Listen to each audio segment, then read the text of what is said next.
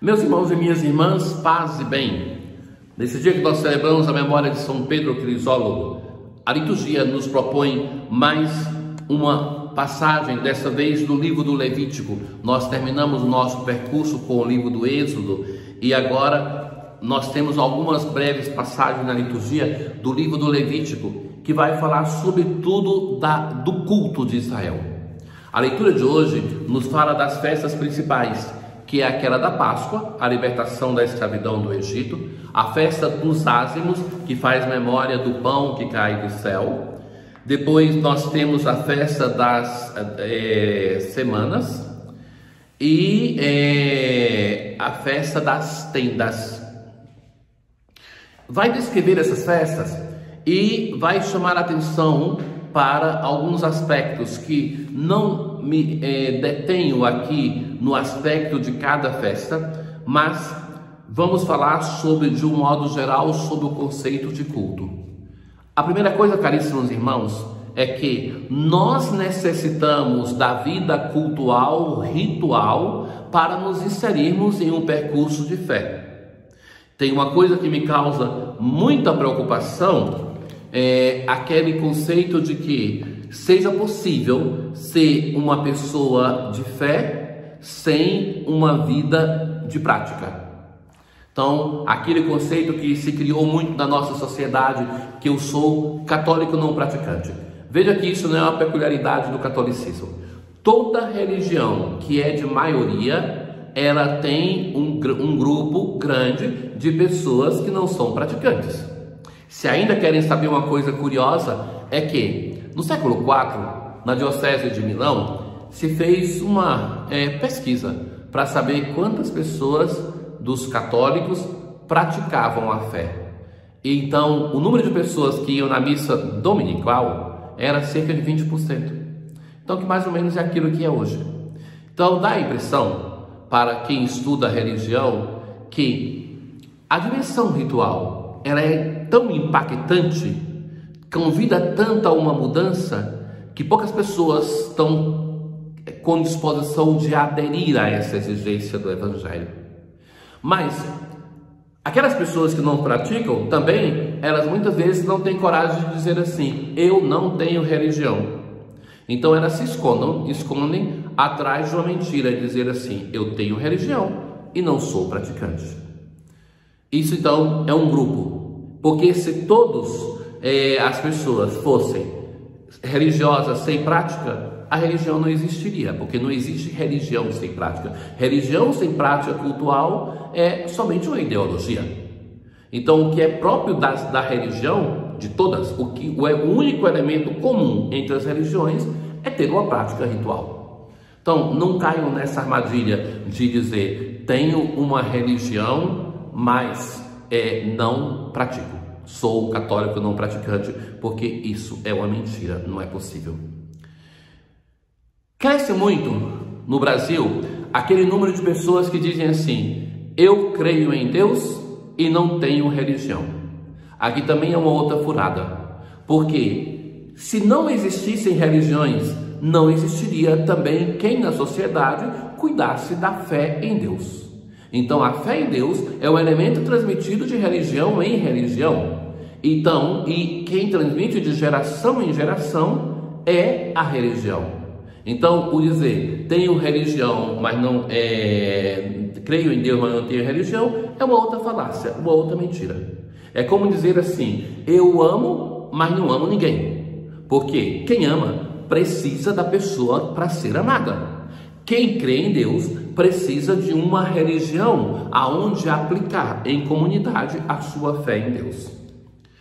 E daí então o cuidado com a dimensão cultural. O livro do Levítico se dedica muito a isso. Porque o que faz com que o povo de Israel conheça e transmita de geração em geração aquilo que Deus fez na sua história é o culto. É o rito religioso, é ele que atualiza para a comunidade de fé a cada dia, a cada semana, a cada ano, aquilo que Deus fez na sua história.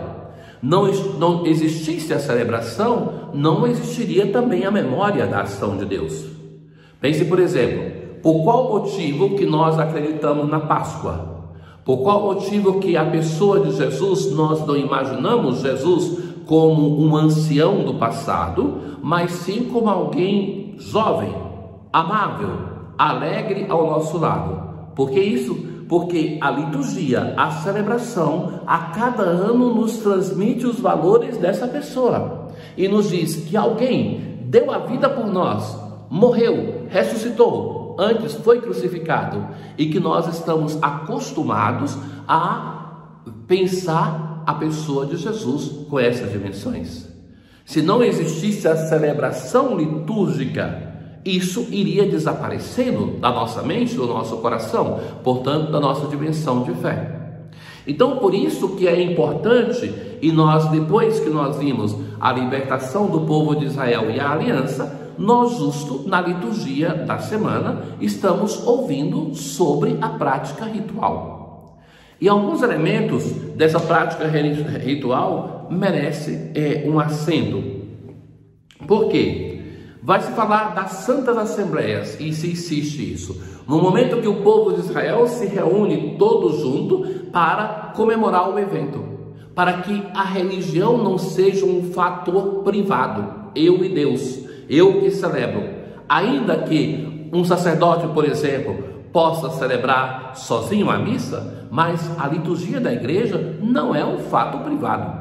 Ele celebra sempre em nome da comunidade e não é a forma ideal de celebrar. Tanto é que é uma exceção dentro do livro litúrgico e quase que não é feita para celebrar sozinho, que tem que ter o mínimo um ministro para estar ao lado.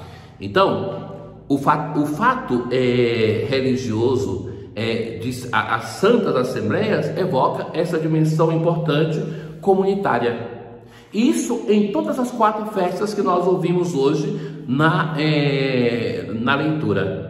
Além disso, vai evidenciar outros 2 aspectos, que não seja um dia de trabalho. O dia, de fato, de Israel, do sábado, era o dia de repouso. E até mesmo a narração da criação é para chegar a este dia de repouso. Ou quando cai o maná do céu, nem naquele dia do sábado ele não tinha o direito de ir trabalhar recolhendo, mas recolhia no dia anterior e era a única vez que o alimento não se apodrecia para se poder comer no dia posterior sem ter que recolhê-lo. Mas também um outro aspecto, que é o dia de oferecer sacrifícios, e vamos distinguir esse tipo de sacrifícios. O sacrifício que para nós cristãos é uma coisa assim tão estranha, uma coisa assim que nós não conseguimos pensar, e nós não conseguimos pensar porque nós tivemos o Cristo na nossa história, e Ele se ofereceu uma vez só em sacrifício, que nós repetimos esse sacrifício fazendo memória dele. Não tivéssemos tido o Cristo que se oferecesse, já que não temos uma vítima melhor do que Ele, então não tivéssemos tido o Cristo que se oferecesse por nós, nós não teríamos abandonado a prática dos sacrifícios, que é comum em todas as religiões antigas. E depois, então, se vai falar da necessidade da penitência, do jejum, para acompanharmos essas celebrações.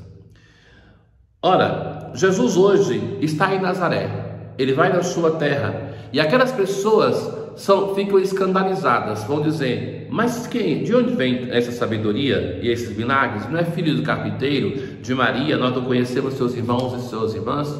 Qual é o escândalo que eles têm com Jesus? A pergunta que eles fazem é uma pergunta que eles não querem respostas às perguntas que fazem. O escândalo que eles têm com Jesus é o mistério da encarnação. Eles não conseguem aceitar que alguém que é tão grandioso, que já tinha feito milagres em outros locais, seja alguém que tenha nascido ali. O mistério da encarnação é difícil de aceitar para eles, ao longo da história, e para nós. Nós preferimos falar da grandeza de Deus, da sua glória, da sua onipotência, e não perceber que Ele se fez um de nós, entrou na nossa história para santificar a nossa natureza humana, se tornando um de nós, para que nós sejamos divinizados. Então, é esse o mistério da encarnação, que é fundamento da nossa fé. Tenham um bom dia. O Senhor esteja convosco, Ele está no meio de nós. Abençoe-vos, ó Deus Todo-Poderoso, o Pai, o Filho e o Espírito Santo. Paz.